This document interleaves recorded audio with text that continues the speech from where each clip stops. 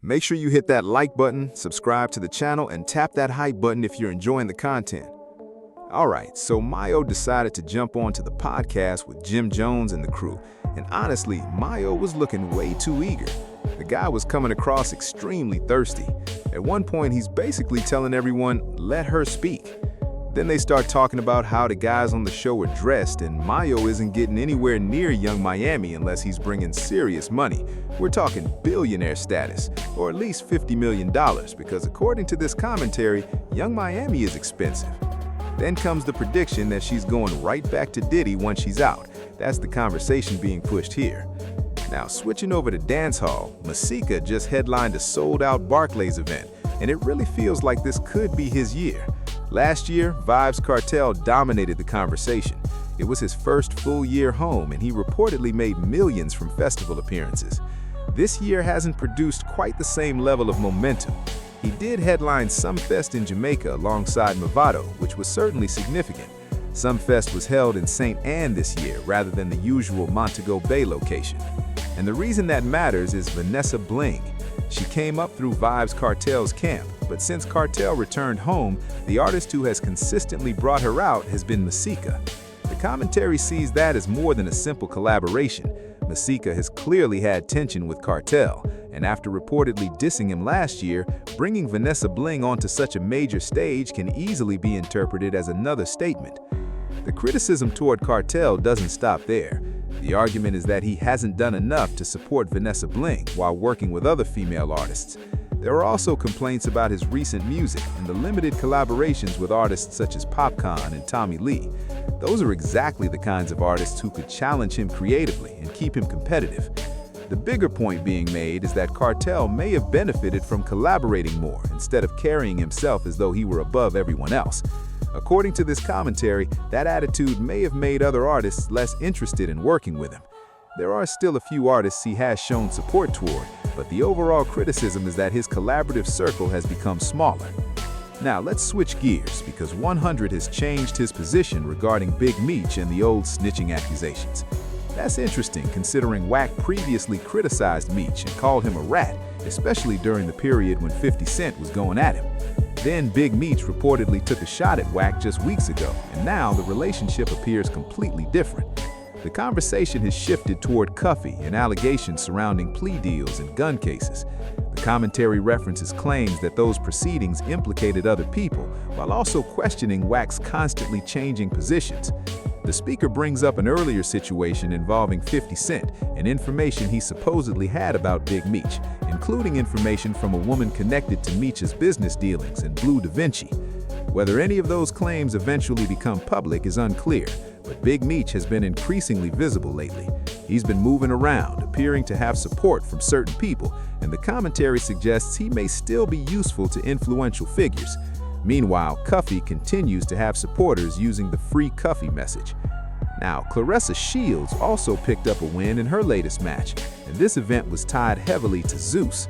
Zeus appears to be making a serious push into boxing, particularly through celebrity and crossover events.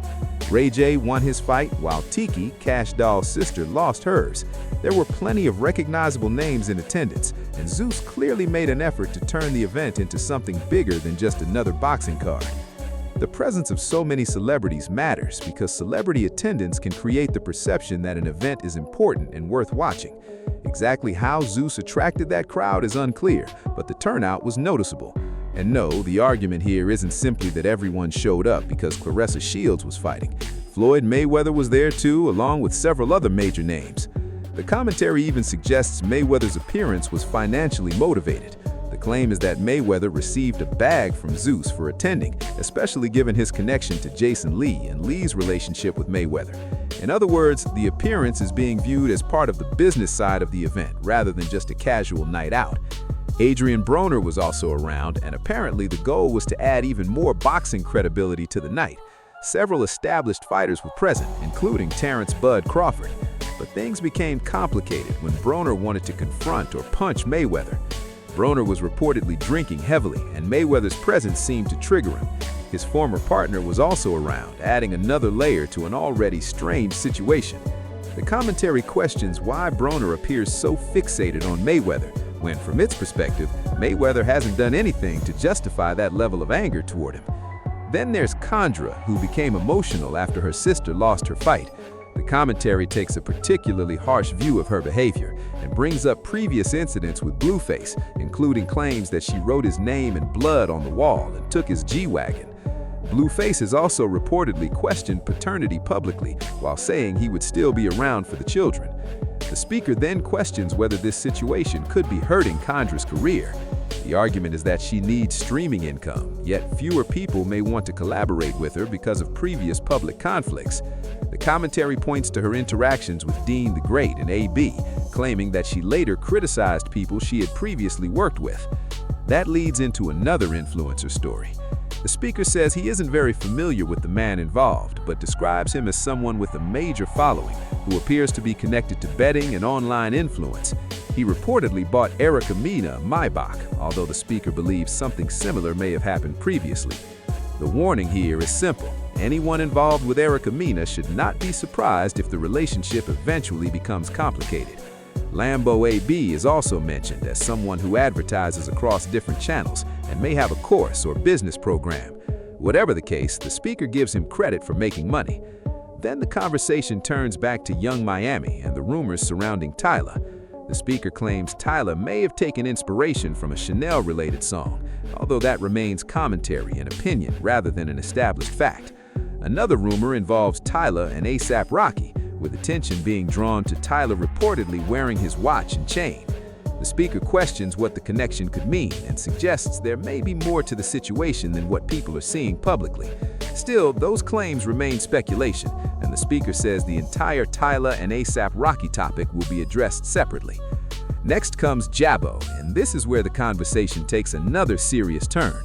The speaker reacts with surprise to reports that Jabo was allegedly caught with a large quantity of cocaine. The commentary claims the amount involved was around 50 bricks and raises questions about how serious the potential consequences could become if those allegations are proven. The speaker also questions why someone would allegedly return to that type of activity after already spending time in prison. From the speaker's perspective, the situation raises even more questions about the choices people make after getting another opportunity at freedom. Then the discussion circles back to Big Meech and what his life looks like today. The speaker points out that Meech appears to have support from certain influential figures and specifically mentions Mayweather allowing him access to properties and vehicles. That relationship is presented as another example of Mayweather showing loyalty toward people within his circle. Considering the history surrounding Meech, the speaker views that support as significant and worth paying attention to. The bigger point is that Big Meech continues to attract attention even after everything he has already been through. His name still carries weight, and his connections with other major figures keep bringing him back into conversations surrounding hip-hop, business, and street culture. The speaker suggests that the support he is receiving could become increasingly important as Meech continues rebuilding his public image and moving forward. Finally, the conversation returns to the complicated history between Floyd Mayweather and 50 Cent. They were once extremely close, but their relationship eventually became defined by public disagreements, jokes, and serious tension.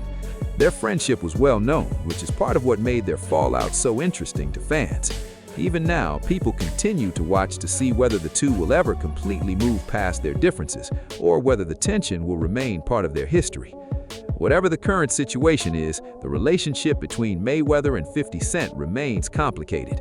Their history shows how quickly friendships between major personalities can change when business, money, ego, and public attention enter the picture. And that's pretty much where things stand right now.